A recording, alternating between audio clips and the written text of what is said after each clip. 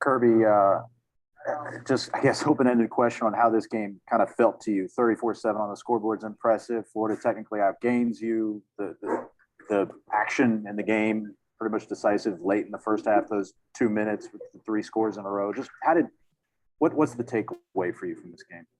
Strange game. It was a game of momentum and momentum plays. Obviously, you just described it. You know, the momentum there right before the half was big. And basically our turnovers were not as costly as their turnovers. Our turnovers were not very good decisions by the quarterback. And then Kenny had the tough one that came out late. But they were basically like punts. And their turnovers were much more expensive.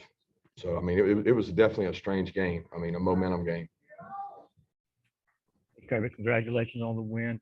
I know we've been asking about quarterback. Anthony, hang on one second. It's really quiet. Like, I can't hear them. I can barely hear what they're saying. I'm almost having to read their lips. Yeah, it's all the way up. All right, try again, Anthony. It's loud. Now, Coach, it's better. Yeah, it's better. Awesome. Yes.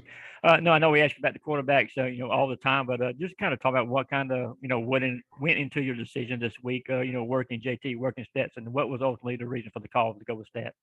Ultimately, the reason was continuity. Stetson's done a good job. Probably the next biggest thing was that JT had not really been in practice as much as Stetson going back to last week. So we went with a guy that's been practicing the most and been out there the most.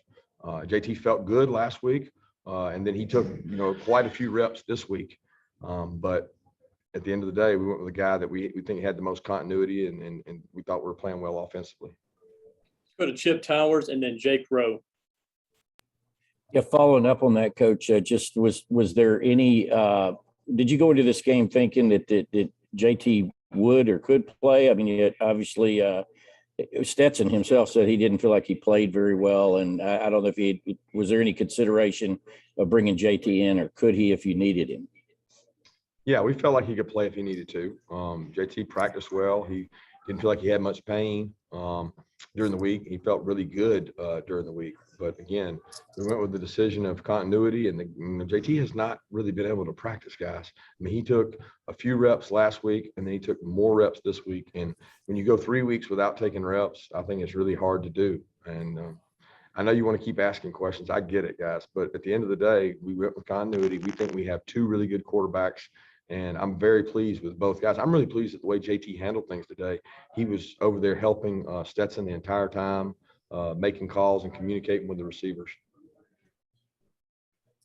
Kirby, talking about you guys defensively, Nolan Smith, kind of a flurry of plays there for you guys with the interception. Can you just kind of talk about that impact, that little moment kind of he had there, and the big plays he made? Yeah, he's one of our emotional leaders on the team. He practices really hard. I think what he does every day is works hard, and I'm really pleased that he got the results. Coach Lanning, Coach Schumann, and all our coaches stress so much about getting turnovers, and Nolan's one of the main ones that's always trying to get that. He ripped that ball out. That was probably the play of the game because he was running for a first down coming out. They had schemed up a really good play, quarterback power, and the pile was moving forward. And Nolan was able to get the ball out, which is the most important thing in this game is the ball, guys. And when you get those, it makes it easy to win when you get 3 and 4 turnovers. Let's go to Mark Schleybaugh and then Dean Legge.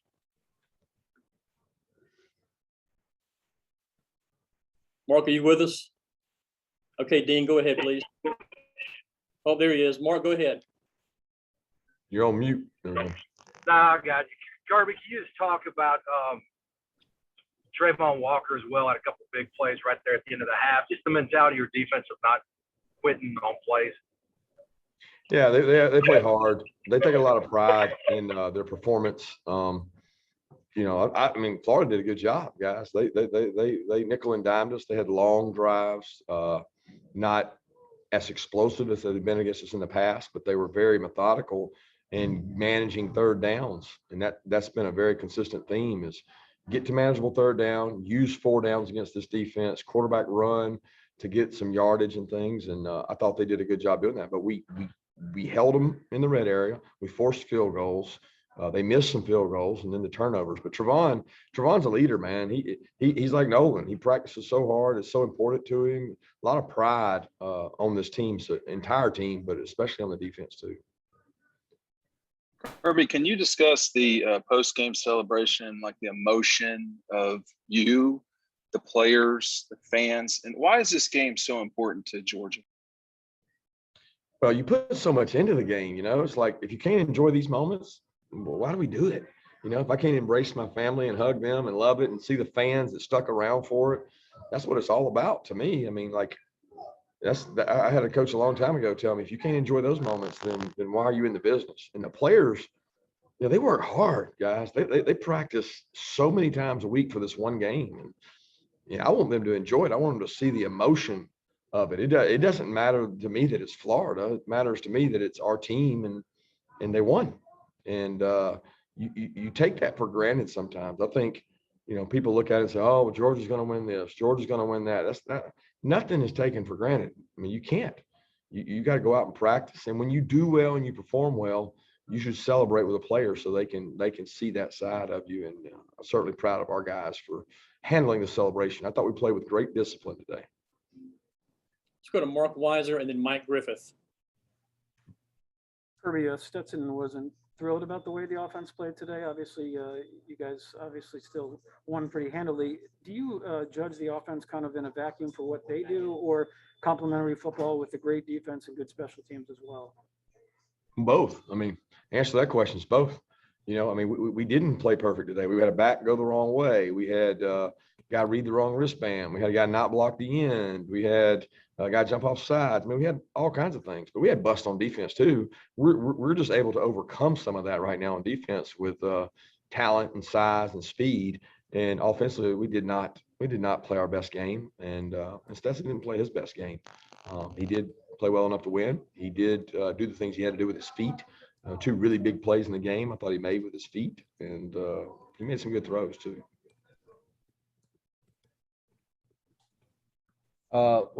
Hey Kirby, that Nakobe Dean pick six did that come out of the film room pregame? I mean, he was running full stride when he broke on that 1 and 2.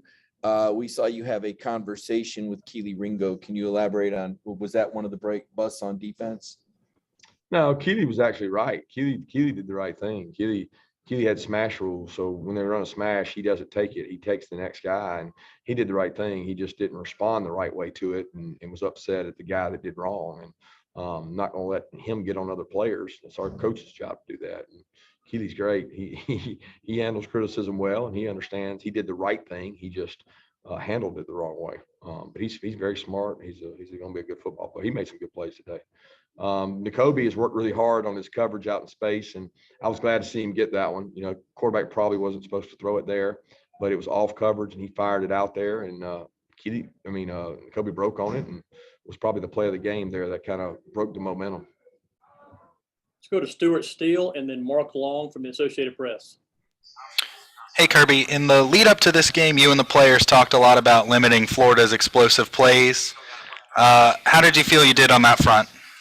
I don't know. I don't know how many they had. I feel like it was nowhere close to what they had last year, but they still hit some. And, they do a good job. They got good football players, good scheme. Our goal was to not give up those explosives.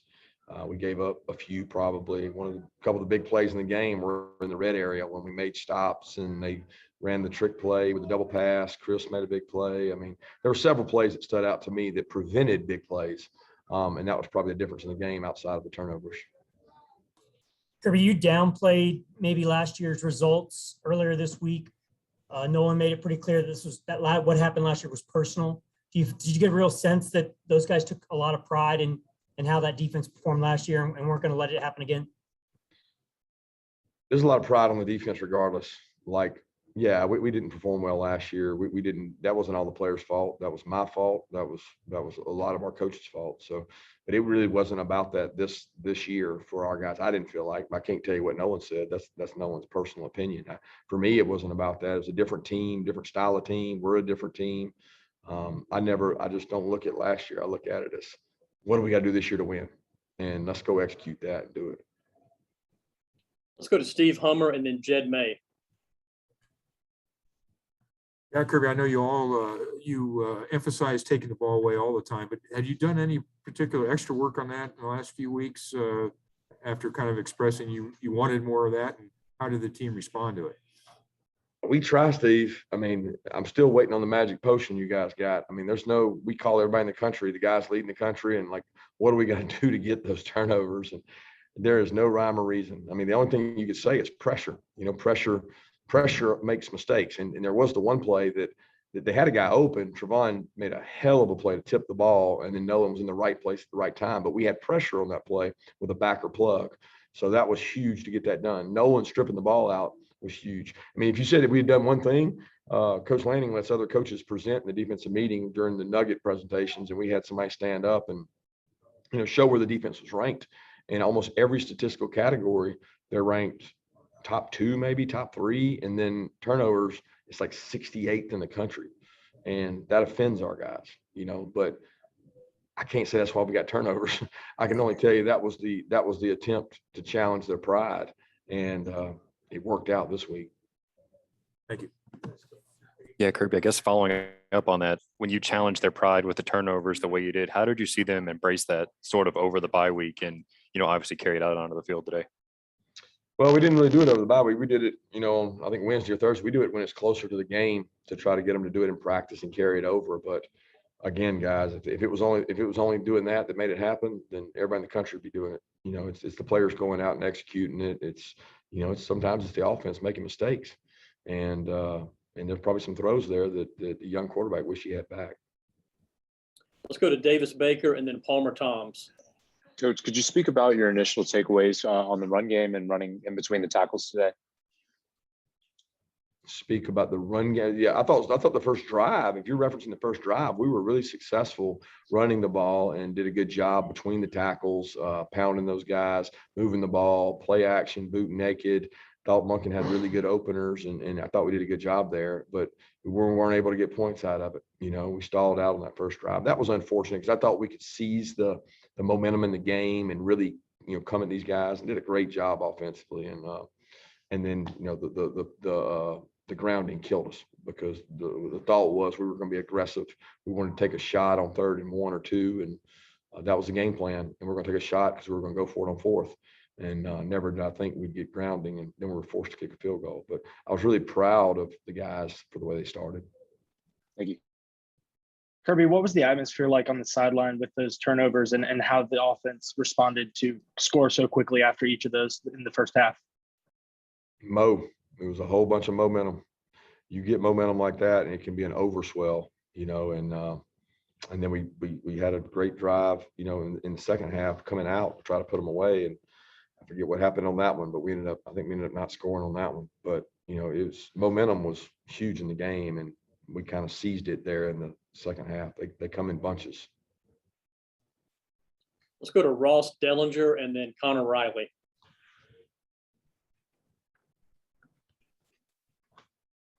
Hey, Kirby, can you just speak to the, I know you've talked about it a little before already, but the late in the first half and how consequential that was going into halftime? I'm sorry there, Ross. You said how late in the first half, those plays late in the first half. You just speak to how important they were in the game. Well, I mean, they were huge, right? The momentum. I mean, the momentum of the game was. I felt like we were controlling the game because we were able to run the ball. We had moved the ball. We just didn't have points to show for it. And I told our team that discipline and aggression would win the game. We had to be aggressive.